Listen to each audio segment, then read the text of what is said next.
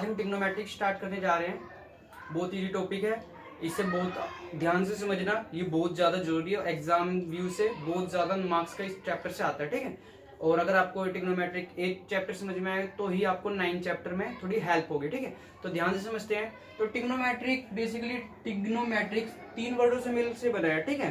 तो ये Greek word थे, ग्रीक वर्डों के मिल से ये बना है। तो देखो ट्री वर्ड किससे निकला हमारा, ट्रियो से निकला है। किससे निकला है, ट्रियो से। और एक गोना निकला है, वो किससे निकला है, गोना वर्ड निकला है गोनिया से, ठीक है। किससे निकला है हमारा, गोनिया से निकला है, गोनो।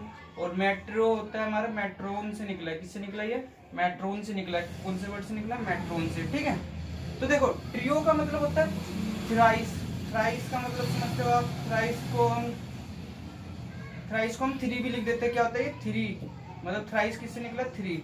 और गोनिया का मतलब होता है एंगल, क्या होता है इसका मतलब, एंगल, ठीक है। और मेट्रोन का मतलब क्या होता है हमारा, मेट्रोन का मतलब होता है मेजर करना, किसी चीज को मापना। क्या करना, मेट्रोन करना, मेजर करना, ठीक है।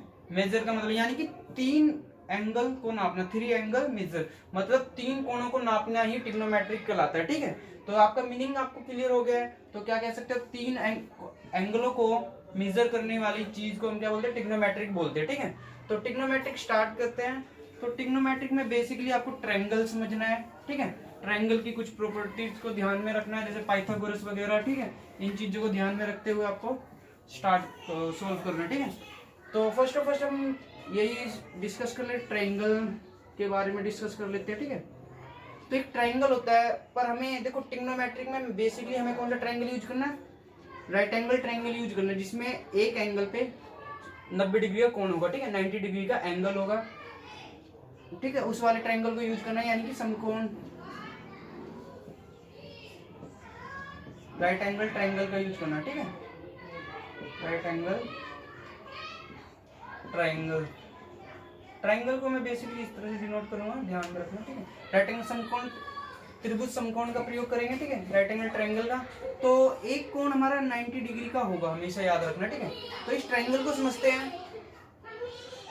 तो ट्रायंगल में देखो बेसिकली क्या क्या चीजें आपको ध्यान में रखनी है। ट्रायंगल के आपको देखो जहां पे राइट एंगल आ जाएगा, उसके जो भी विमुख होगा उसके सामने, जहां पे हमारा राइट एंगल होगा उसके सामने की बात कर रहा हूं, तो वो वाली लाइन हमारी क्या हो जाएगी, हाइपोटेनियस हो जाएगी। क्या हो जाएगी, हाइपोटेन्यूज हो जाएगी, हाइपोटेन्यूज हो जाएगी सामने वाली लाइन, ठीक है। बेसिकली हम इसे क्या बोलते हैं हिंदी में, कर्ण बोलते हैं, ठीक है, हाइपोटेन्यूज कर्ण। तो एक चीज आप ध्यान से समझना, ये चीज आपको समझ में आता है, अगर यहाँ पे राइट एंगल है तो इसके सामने वाली लाइन क्या होगी हमारी, क्या होगी वो हमारी लाइन, बेसिकली क्या होगी वो हमारी, हाइपोटेन्यूज होगी, ठीक है। इतनी बात समझ में आई। अब समझे ध्यान से, जैसे कि मान लेते ये चीज हमारी बेस मान लो, या फिर हम मान लेते कोई व्यक्ति यहाँ खड़ा है और किधर आसमान की तरफ देख रहा है, तो यहाँ पे एक एंगल बन रहा है हमारा, ठीक है। इस एंगल के लिए अगर हम देखेंगे, कंसीडर करेंगे, तो ये वाली लाइन क्या होगी, परपेंडिकुलर हो रही है। अगर हम इसे बेस मानते हैं, अगर इस वाली लाइन को हम बेस मानते हैं, अगर एंगल यहाँ पे है, कोई चीज यहाँ से डिनोट की जा रही है, तो ये वाली लाइन क्या हो जाएगी, बेस हो जाएगी ऑब्वियसली, ठीक है। अगर ये बेस हो जाएगी तो ये वाली लाइन इस वाली लाइन के लिए क्या हो जाएगी, वो परपेंडिकुलर हो जाएगी। क्या हो जाएगी, वो परपेंडिकुलर हो जाएगी, परपेंडिकुलर हो जाएगी वाली लाइन, ठीक है। तो आपको समझना क्या है कि जो ये राइट एंगल होता है उसके सामने वाली लाइन क्या होती है, हाइपोटेनियस। और जो जिस पे एंगल होगा, जहां पे एंगल होगा, वो वाली लाइन क्या हो जाएगी, बेस हो जाएगी, और दूसरी लाइन क्या हो जाएगी, परपेंडिकुलर हो जाएगी, ठीक है। ये तो बात रही। अगर ये ट्रायंगल सेम ट्रायंगल है, ये देखो यहाँ पे राइट एंगल आया, तो ये तो हमें पता चल गया हाइपोटेनियस हो गया, ठीक है। बट एंगल अब की बार इधर ना आकर एंगल इस तरफ है, एंगल इस तरफ है, मैंने क्या कहा, एंगल जहां होगा वही लाइन क्या होगी, बेस होगी, यानी कि ये वाली लाइन हमारी क्या हो जाएगी, बेस हो जाएगी। इतनी बात आपको समझ में आई। जहां एंगल होगा वो वाली लाइन क्या हो जाएगी, बेस हो जाएगी। अब तो इसका अपोजिट साइड जो हमारी थी, तो ये क्या होगी, बेसिकली परपेंडिकुलर होगा, ठीक है। ये चीज ध्यान में रखना है। इन तीनों हाइपोटेनियस, बेस और परपेंडिकुलर, इन तीनों का यूज करके ही पूरा ट्रिग्नोमेट्रिक सॉल्व करना है, ठीक है।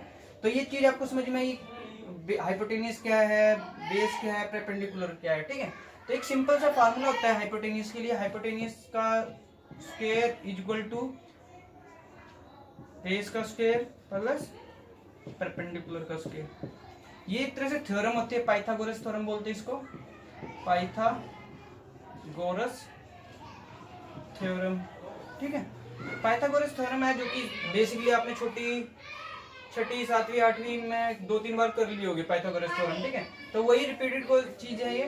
तो बेसिक अगर मैं इसका नाम दे दूं ए बी सी, ट्राइंगल को नाम दे दिया ए बी सी, तो देखो हमारे लिए ए सी क्या हो जाएगी, हमारे लिए हाइपोटेनियस है, तो ए सी का स्क्वायर इक्वल होगा बेस क्या हमारा बी सी, यानी कि बी सी का स्क्वायर, और परपेंडिकुलर क्या है हमारा ए बी, यानी कि ए बी का स्क्वायर।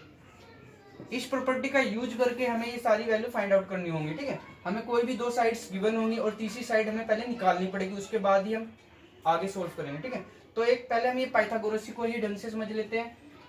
क्वेश्चन अगर आपको यही क्वेश्चन एक सॉल्व करते हैं जिससे आपको आसानी से समझ में आ जाएगा।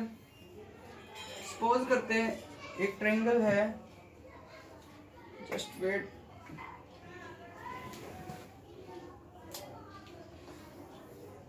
एक ट्रायंगल आपके पास है, ठीक है,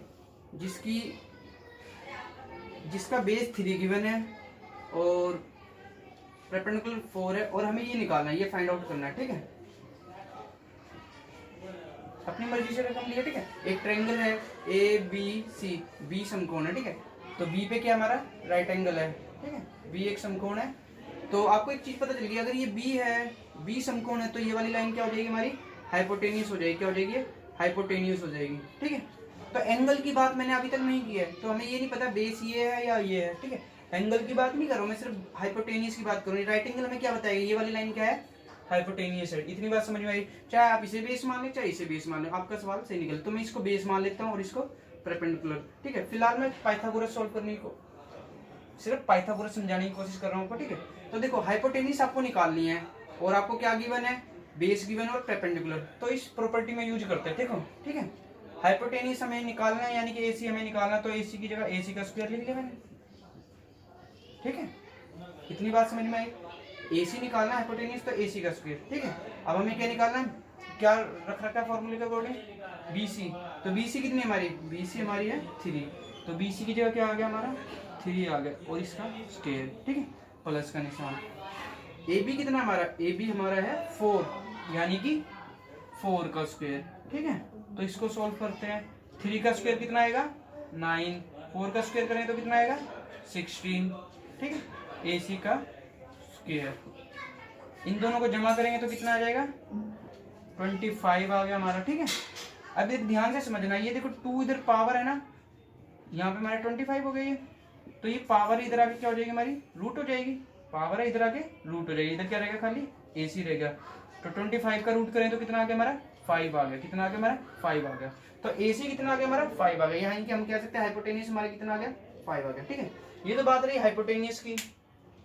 अगर क्वेश्चन में आपको हाइपोटेनियस दिया हो, क्वेश्चन में हाइपोटेनियस गिवन हो, तो और आपको परपेंडिकुलर काटना या फिर ये वाली साइड काटनी है, ए बी निकालना है, तो आप कैसे निकालेंगे?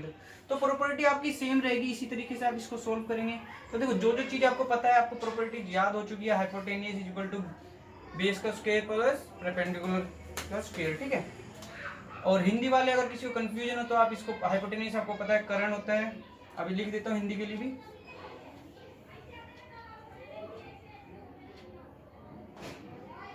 कर्ण का स्क्वायर इक्वल आधार का स्क्वायर और लंब का स्क्वायर, ठीक है। तो वही सेम चीज, अगर यहाँ पे हमारा समकोण है तो ये वाला हमारा कर्ण हो जाता है, और ये हमारा आधार और ये हमारा लंब। चलो ठीक है, स्टार्ट करते हैं। हमें क्या लंब निकालना है, बार हमें क्या निकालना है, परपेंडिकुलर निकालना है। क्या निकालना है, परपेंडिकुलर निकालना है। तो इसको हम यूज करते हैं इस प्रॉपर्टी में। देखो हाइपोटेनियस कितना गिवन आपका 5, हाइपोटेनियस पता कैसे चला, क्योंकि यहाँ पे राइट एंगल है तो सामने वाली लाइन हमारी हाइपोटेनियस हो जाएगी। बार बार मैं इस चीज को रिपीट कर रहा हूँ ताकि आपके दिमाग में सेट हो जाए कि एंगल के सामने वाली साइड आपकी हाइपोटेनियस होगी। तो हाइपोटेनियस कितना आ गया आपका 5, यानी कि 5 का स्क्वायर, यानी कि कर्ण का स्क्वायर इक्वल टू बेस कितना आपका 3, यानी कि 3 का स्क्वायर प्लस लंब कितना है आपका, जो कि हमें निकालना है, ठीक है, यानी कि परपेंडिकुलर हमें निकालना है। तो ये परपेंडिकुलर भी लिख सकते हो, अदरवाइज आप लिख सकते हो क्या साइड है ए बी का स्क्वायर, ठीक है। ये सारी ये चीजें लिख सकते हो आप। तो इसका स्क्वायर करें तो कितना आ जाएगा हमारा 25, और इसका स्क्वायर करें तो कितना आएगा 9 इक्वल टू ए बी का स्क्वायर प्लस में ए बी का स्क्वायर, ठीक है। तो देखो ये प्लस का इधर आके माइनस का, यानी कि 25 minus 9 equal to A B square. 25 में से 9 जाएंगे कितने बचेंगे 16। अब देखो ये स्क्वायर है, इस तरफ आगे क्या हो जाएगी वो रूट हो जाएगी, तो इधर क्या रहेगा ए बी रहेगा सिर्फ, इसका रूट करेंगे तो कितना आ जाएगा 4, यानी कि ए बी कितना आ गया हमारा 4 आ गया, ठीक है। तो इस तरह से आपका 4 आ जाएगा। तो आपको कोई भी दो साइड की बना, आपको तीसरी साइड पहले निकालनी पड़ेगी, ठीक है। तो आप इस तरह से तीनों साइड आप निकाल सकते हैं, उसके बाद आगे आपके सवाल स्टार्ट होंगे, ठीक है। उसके बाद ये आपके साइन कोस वगैरह स्टार्ट करेंगे।